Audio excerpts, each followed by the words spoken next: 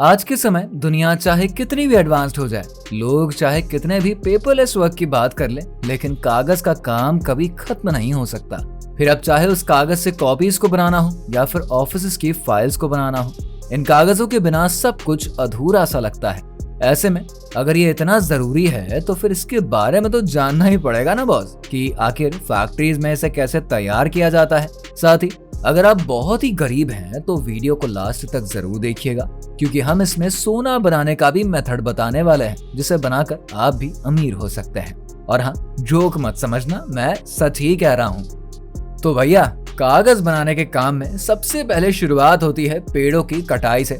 अब क्या कर सकते हैं, एक कागज को बनाने के लिए बेचारे इन पेड़ों को अपनी कुर्बानी देनी ही पड़ती है। अब वैसे रुई से भी कागज बनाया जाता है, लेकिन वो प्रोसेस थोड़ा ज्यादा कॉस्टली पड़ जाता है। ऐसे में सस्ते और अच्छे वाले कॉन्सेप्ट पर काम करते हुए पेड़ों से ही ज्यादातर कागजों को बना लिया जाता है। इसके लिए सबसे पहले इन बड़े बड़े पेड़ों को मशीनों से काटा जाता है। वो देख रहे हैं कितने निष्ठुर भाव से कटाई करी जा रही है इन बेचारे पेड़ों की। अब एक बार जब ये पेड़ कट जाते हैं ना, तो फिर इन्हें फैक्ट्रीज में भेज दिया जाता है, जहां पर इनके छालों को इनसे अलग किया जाता है। जब एक बार ये छाल पेड़ से अलग हो जाता है, तब फिर आगे का प्रोसेस शुरू कर दिया जाता है। वैसे अगर आप चाहें तो इन पेड़ों की छालों को बिना निकाले भी रख सकते हैं। इसके बाद अब बारी आती है लकड़ी के इन बड़े बड़े गुटकों को पीस कर छोटे छोटे टुकड़ों में बदलने की। देखिए कैसे बड़े बड़े दैत्याकार जैसे पेड़ 2 ही मिनटों में इसके अंदर धराशाही हो रहे हैं। अब ये जो चिप्स बने हुए लकड़ी के टुकड़े हैं ना, उनको डाइजेस्टिव चेम्बर में डाला जाता है, जहाँ पर इन्हें एसिडिक सोल्यूशन डालकर पकाया जाता है और इसमें ये फाइबर और लिग्निन को अलग कर दिया जाता है। आप देख सकते हैं कैसे आपको स्क्रीन पर ये पल्प निकलता हुआ दिखाई दे रहा है, लेकिन अभी इसमें रेड कलर भी मौजूद है, जिसे अलग करने के लिए इसमें ऑक्सीजन और पेरोक्साइड के साथ ब्लीचिंग के लिए छोड़ दिया जाता है। इस प्रोसेस के बाद इसका लाल पल्प अब निकल चुका होता है और ये एक लुगदी फॉर्म में आ गया है। अब आगे के प्रोसेस में इसमें क्ले, कैल्शियम कार्बोनेट और पानी को मिलाया जाता है और फिर से मिक्स करके और भी लुगदी बना लिया जाता है, जिसे रोलर के बीच से गुजरना होता है।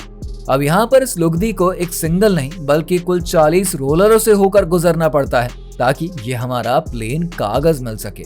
लेकिन अभी ये कागज पूरी तरीके से गीला है। ऐसे में इसे एक हीटिंग चेम्बर से गुजारा जाता है, ताकि इसके लेयर्स को सुखाया जा सके।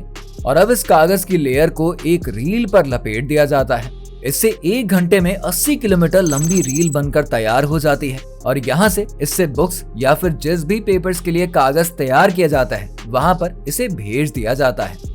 अब अगर हम बात कर लें कि अगर सोने की ईंटों को बनाने के प्रोसेस के बारे में, तो इसके लिए जमीन या पहाड़ की खुदाई होती है या फिर नदियों की रेत को छान कर सोना निकाला जाता है। सोने के इन कंकड़ों को जमा करके मैन्युफैक्चरिंग प्लांट में लाया जाता है और इन्हें HCl एसिड से धुलकर जो इनका छोटा बड़ा साइज होता है ना, उसे एक साइज के ग्रैनुअल्स में बदल दिया जाता है। पुरानी तकनीक्स में इन ग्रैनुअल्स को ईंट के आकार के एक शेप बॉक्स में डालकर हीटिंग चेम्बर में भेज दिया जाता है, जो कि जब हीटिंग प्रोसेस के बाद बाहर आता है तो हमें ईंट के आकार का मिलता है, जिसे पानी में कुछ देर तक ठंडा करके इन पर सील और हॉलमार्क लगाकर फाइनल कर दिया जाता है। लेकिन बहुत बार ऐसा भी होता है कि जरूरी नहीं है इन गोल्ड बार्स को हम जिस शेप और साइज में बनाना चाहते हैं वो उसी शेप और साइज में बने, क्योंकि कई बार वो खराब भी हो जाते हैं। ऐसे में उन्हें फिर से इकट्ठा करके एक बड़े से हीटिंग चेम्बर में भेजा जाता है, जहां पर वो गर्म होता है और फिर उन सबको पिघलाकर एक बड़ी सी ईंट बना ली जाती है। अपनी आज की इस वीडियो में हमने जाना कि आखिर फैक्ट्री में ये बड़े बड़े पेड़ों से कागजों को कैसे बनाया जाता है, और साथ ही में हमने आपको सोने की ईंटों को फैक्ट्रीज में कैसे तैयार किया जाता है उसके बारे में भी बता दिया है। तो अब हम उम्मीद करते हैं हमारी ये वीडियो आपके लिए काफी इंफॉर्मेटिव रही होगी। अगर हाँ, तो हमारी इस वीडियो को लाइक शेयर करके हमारे चैनल क्रेजी ट्रेंड्स को सब्सक्राइब करना ना भूले। Till then, bye bye.